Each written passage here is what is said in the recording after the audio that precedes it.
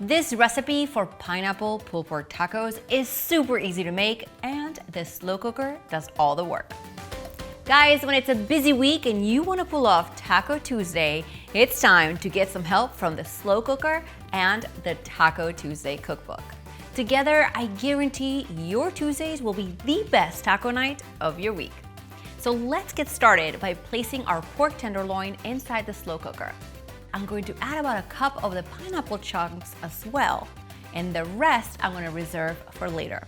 In a medium bowl, I'm going to whisk together the pineapple juice from the can, soy sauce, honey, tomato paste, grated garlic, and pepper.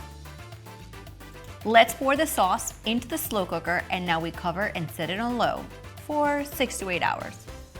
Now in the last hour, we're going to shred the pork with 2 forks and let it keep warm.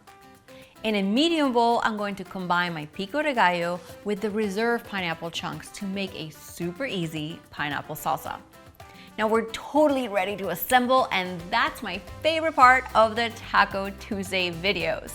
You know that I love to warm up my tortillas on an open flame, but you can also warm them up in the microwave or the oven. Let's assemble these awesome pork tacos by layering the pork, topping it with some of the pineapple Pico de Gallo, some cotija cheese, which by the way, you'll usually find it in the refrigerated section of your grocery store near the sour cream. And next, cilantro. You guys, these look amazing. Let's give them a try.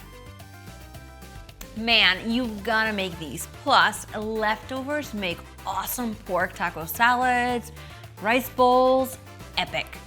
Check out the other recipes in this Taco Tuesday series, and for the recipe and cookbook details, check out the link right below this video. See you next week.